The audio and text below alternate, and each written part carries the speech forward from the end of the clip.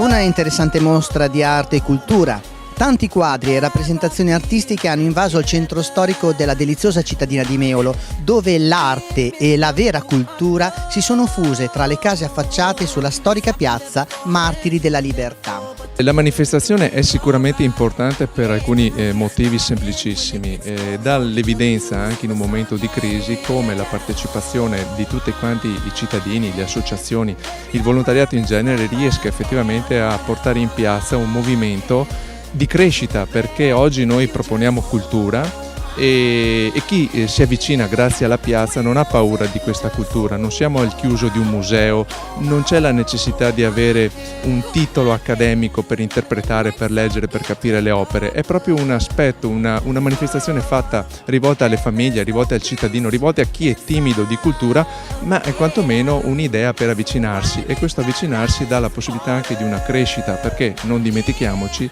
si cresce anche attraverso la capacità di capire la cultura e le opere che qui sono esposte e che avrete poi l'occasione di vedere, vedremo assieme.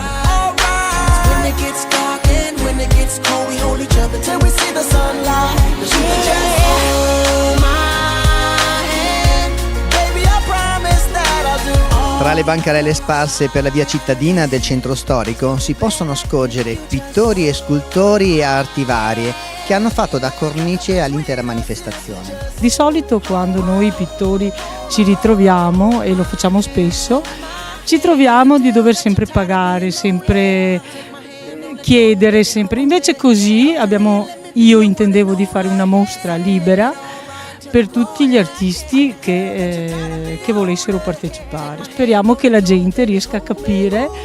che questo era il mio intento, cioè il nostro intento di tutti i pittori.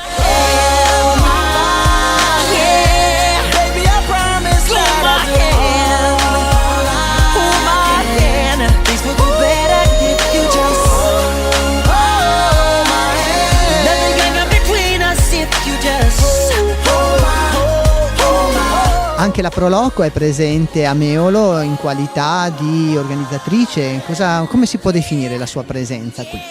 Allora, la nostra presenza è la collaborazione assieme all'assessorato della cultura del comune di Meolo, e la collaborazione a livello costruttivo e anche a livello, diciamo,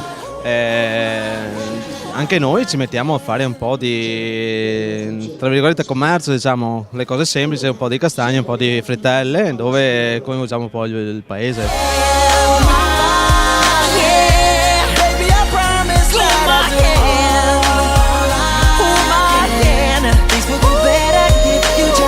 Castagne e frittelle e tanto buon vino, con un pizzico di gustoso e profumato aroma di castagna, hanno concluso l'originale giornata.